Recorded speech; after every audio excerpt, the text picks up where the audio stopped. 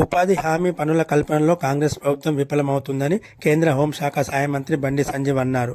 సిరిసిల్ల జిల్లా తంగెలపల్లి మండలం అంగిరెడ్డిపల్లె మరియు ముస్తాబాద్లో అంతర్గత రోడ్డు నిర్మాణ శంకుస్థాపన చేసిన కేంద్ర హోంశాఖ సహాయ మంత్రి బండి సంజయ్ ఈ సందర్భంగా మీడియాతో మాట్లాడుతూ ఏటా 125 రోజుల పాటు పని కల్పించనే లక్ష్యంతో కేంద్రంలోని నరేంద్ర మోడీ ప్రభుత్వం వీబీజీ రామ్జీ పథకాన్ని తీసుకొచ్చిన తెలంగాణలో అవి ఆశించిన విధంగా పనిదినాలు కల్పించడంలో కాంగ్రెస్ ప్రభుత్వం విఫలమవుతుందని అన్నారు.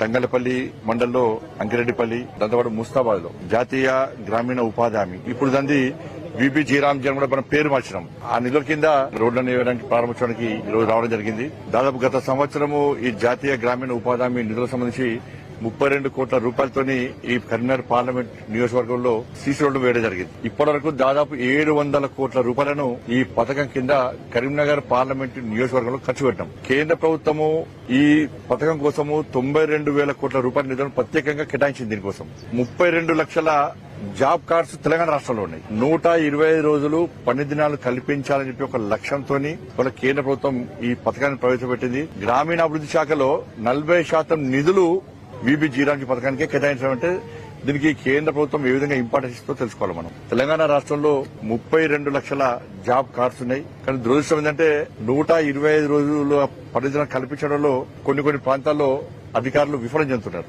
సిరిసిలో దాదాపు 92,000 జాబ్ కార్డ్స్ ఉన్నాయి. ఈ సిరిసిల్ల జిల్లాలో 125 రోజుల పనిదినం కల్పించే పరిస్థితి లేదు. 50 రోజుల పనిదినం కల్పిస్తున్నారు. ఎందుకు అర్థమైతే ఇప్పటికి కూడా. కాబట్టి అధికారులకు మళ్లీ విజ్ఞప్తి చేస్తున్నా. గతంలో దిశ మీటింగ్ కూడా నేను విజ్ఞప్తి చేసిన 125 రోజుల పనిదినం కల్పించాలి. ఇది వాళ్ల కోసం కేటాయించిన పథకము. కేంద్ర ప్రభుత్వం 60% నిధులు, 40% రాష్ట్ర ప్రభుత్వం నిధులు. కేంద్ర ప్రభుత్వము టెన్షన్ గా నిధులు విడుదల చేస్తున్నది. రాష్ట్ర ప్రభుత్వం కూడా 40% నిధులను విడుదల చేస్తే ఇది ప్రజలకు న్యాయం చేకూరుతుంది, ప్రజలకు లాభం జరుగుతుంది. కాబట్టి ఈ విషయంలో ఒక ప్రత్యేకమైనటువంటి ప్రణాళికతో ముందుకొస్తున్నాం. తెలంగాణ రాష్ట్రానికి ఈ సంవత్సరం కూడా దాదాపు 3,000 కోట్ల రూపాయలకు పైగా నిధులు తెలంగాణ రాష్ట్రానికి రాబోతున్నాయి. కాబట్టి ఇంకా ఎక్కువ నిధులు వచ్చే అవకాశం ఉంది. కాబట్టి దీన్ని ప్రజలందరూ ఉపయోగించుకోవాలి. కరీంనగర్ పార్లమెంట్ నియోజకవర్గంలో సీసీ రోడ్లు గానీ అభివృద్ది పనుల విషయంలో గానీ ఈ నిధులను ఉపయోగించుకుని ఈ రోజు ముందుకు పోతాను. రాబోయే కూడా ఇంకా దీన్ని ముందుకు తీసుకునే ప్రయత్నం చేస్తాం. ఎరువుల కొరత కాకుండా చూడాల్సిన బాధ్యత కేంద్ర రాష్ట్ర ప్రభుత్వాల మీద రాష్ట్ర ప్రభుత్వం సహకరించాలి. బ్లాక్ మార్కెట్ కు ఎందుకు దొరుకుతున్నాయి, లోడ్లు ఎట్లా దొరుకుతున్నాయి, దాని వెనుక ఎవరున్నారు, దీని మీద ఫస్ట్ విచారణ జరగాలి.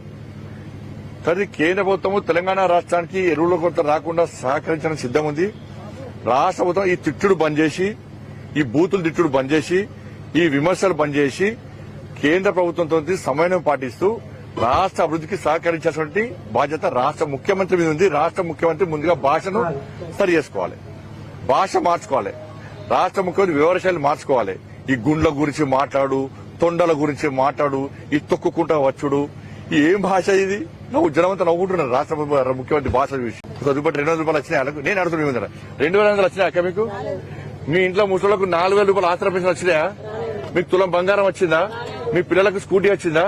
మీకైతే బీజేపీతో సంబంధం లేదు కదా, ఈ గ్రామ ప్రజలు కదా, అడుగురు వస్తుంది. వాటిని సమాధానం చెప్పాలి ముఖ్యమంత్రి. ఫస్ట్ ముఖ్యమంత్రి ఈ మహిళలు అడిగే దాని మీద సమాధానం చెప్పాలి. ఇలా మీరు చాలా మంది నిరుద్యోగులు ఉద్యోగాలు రాక మీరు ఇలా రిపోర్టర్ గా మారారు. ఉద్యోగాలు వచ్చినాయా? నిరుద్యోగ వృత్తి వచ్చిందా? రైతు భరోసా వచ్చిందా? రాలే. రైతు కూలీలకు 12,000 రూపాయలు ఇస్తాను ఇచ్చిందా? ఇయలే. కౌలు రైతులకు కూడా రైతు భరోసా ఇస్తాను ఇచ్చిందా? ఇయలే. ఉద్యోగస్తులకు డిఏలు ఇచ్చిందా? ఇయలే. నిరుద్యోగ వృత్తి ఇచ్చిందా? ఇయలే. ఇలాగా పెన్షన్ తీసుకునే పెన్షన్ దారులకు రిటైర్మెంట్ ఉద్యోగస్తులకే పైసలు ఇచ్చే పరిస్థితి లేదు.